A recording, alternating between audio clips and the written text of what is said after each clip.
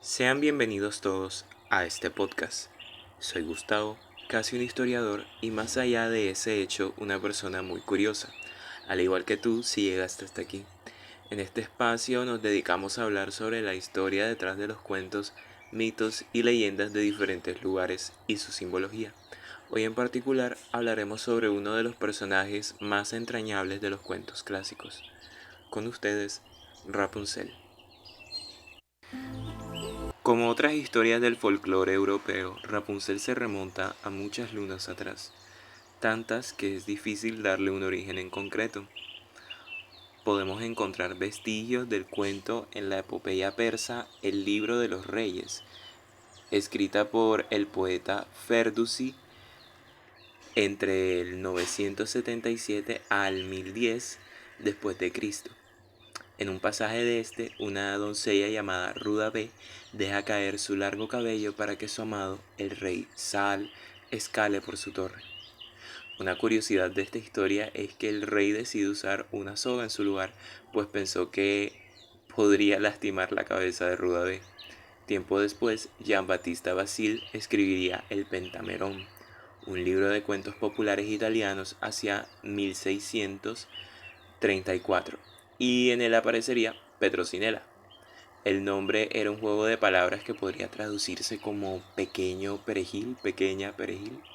Décadas más tarde tendríamos su versión en francés, escrita por Charlotte Rose de la Force, que tendría algunos cambios que la traductora de alguna manera añadió en 1698, llamada Percinet, de nuevo pequeño perejil.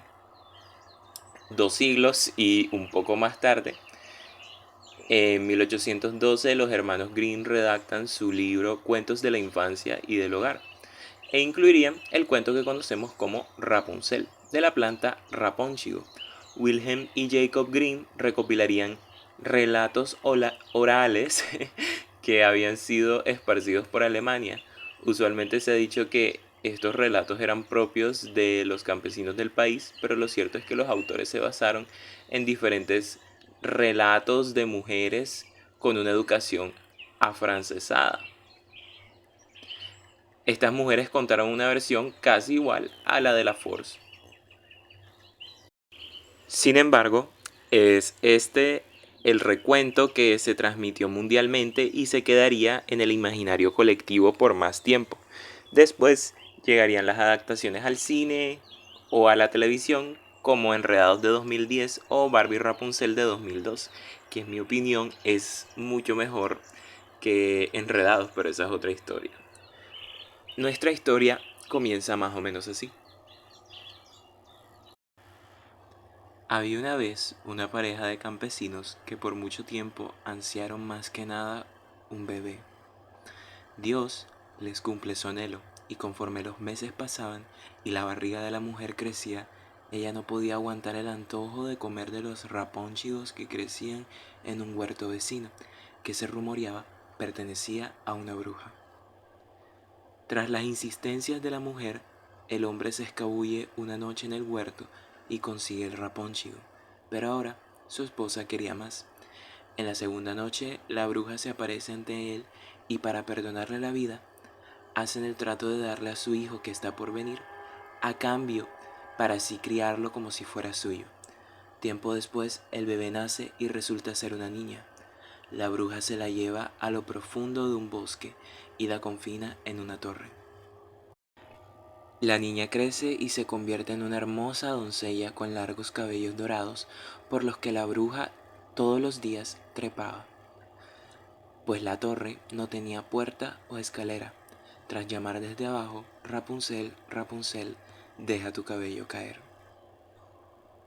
La bella y solitaria Rapunzel cantaba para distraerse. Un día, el príncipe de aquellas tierras se encontraba en el bosque y queda conmovido por la voz que escucha a lo lejos. La voz lo lleva a una torre. Ve subir a la bruja y a su vez los largos cabellos por los que trepa. Decide esperar a que la bruja se vaya y luego imita su voz. Rapunzel, Rapunzel, deja tu cabello caer. Rapunzel se lleva la sorpresa de que no es su carcelera de vuelta, sino el primer hombre que alguna vez llegó a ver. Ambos se enamoraron profundamente y cita tras cita deciden buscar la manera de sacarla de ahí. El príncipe le lleva madejas de seda para tejer una escalera. Durante una de las visitas de la bruja, Rapunzel le pregunta por qué su príncipe se siente mucho más liviano que ella cuando escala por su melena. La bruja se torna iracunda, corta sus trenzas y la abandona en un desierto, donde da luz a gemelos. El príncipe le va a visitar en la torre una vez más y se sorprende de encontrarse con la bruja que había preservado las trenzas de la joven para atraparlo y lanzarlo hacia abajo. Sus ojos se atraviesan con un arbusto de espinos que lo deja ciego. Sus caminos se separan dolorosamente por muchos años, hasta que en medio de estar vagando se encuentran. Al verle ciego, Rapunzel le toma en sus brazos y llora. 2 gotas de sus lágrimas caen en sus ojos y de forma mágica se curan. La pareja vuelve al reino con sus hijos y vivieron felices para siempre.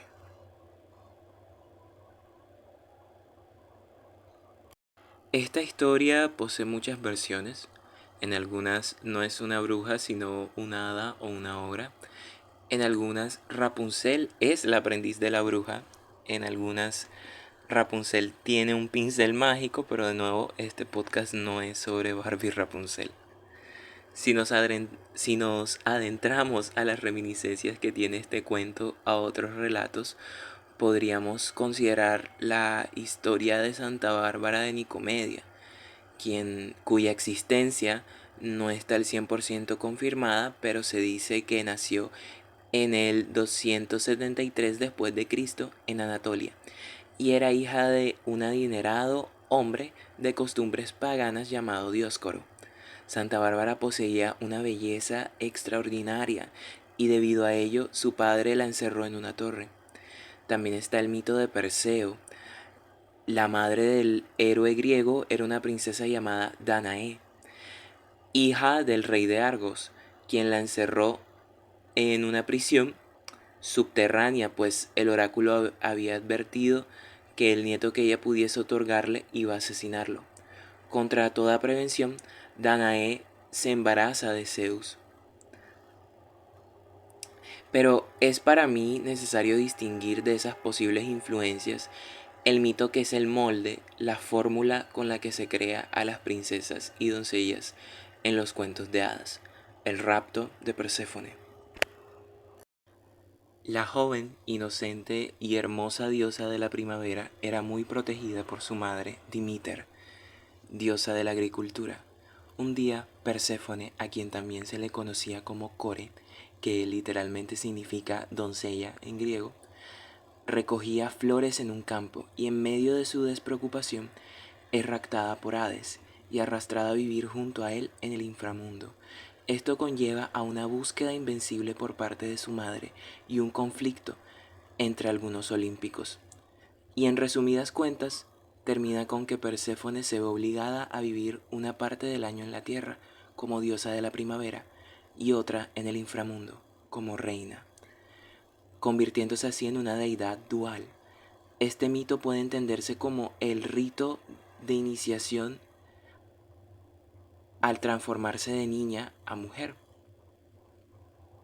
Curiosamente, Disney hizo un corto sobre este mito en 1934 llamado The Goddess of Spring, mucho antes de Blancanieves.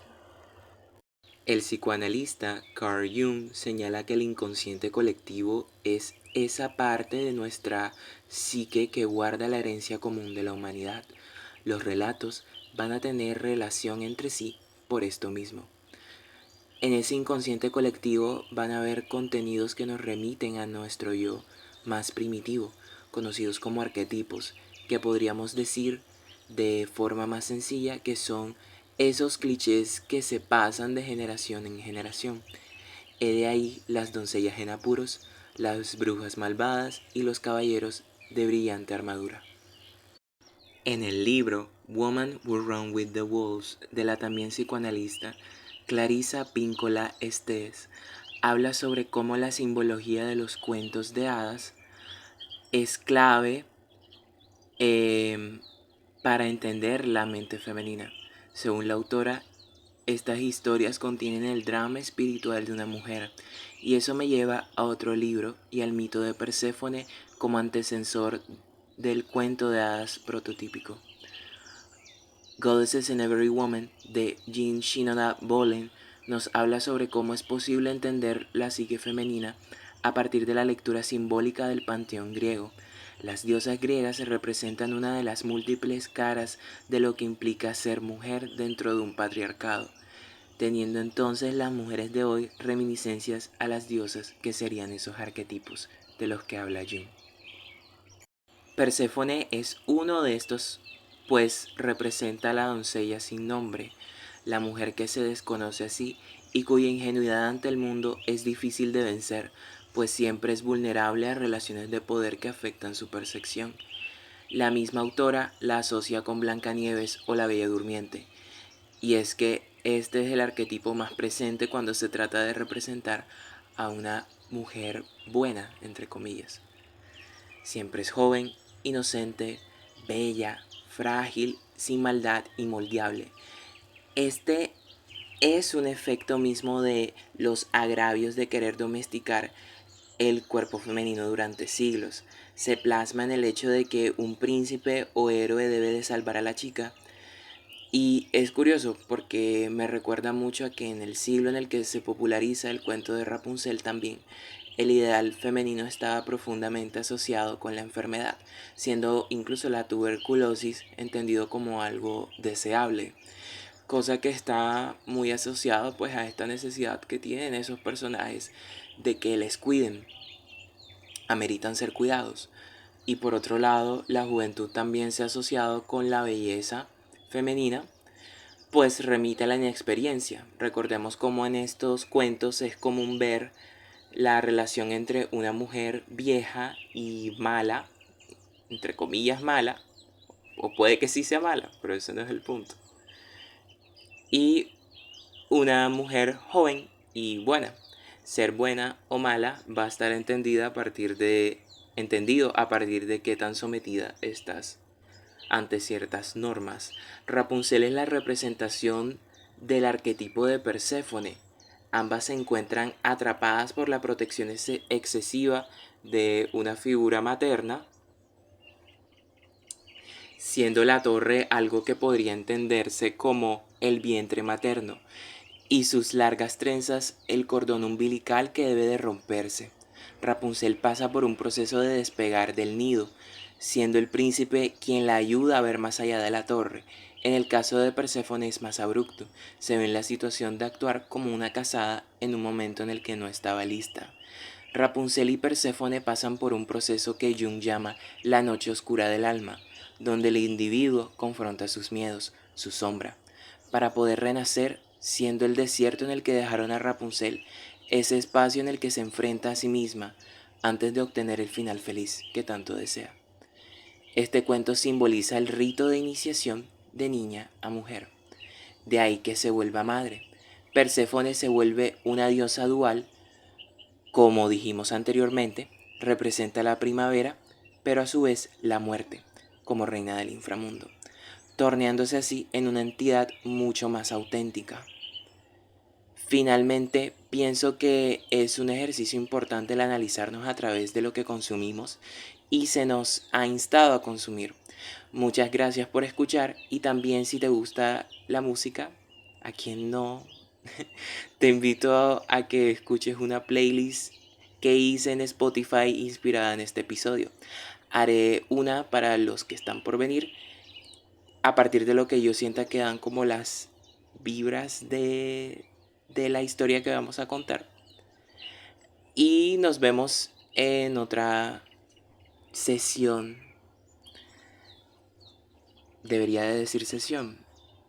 No sé, en otra historia de hace muchas lunas atrás.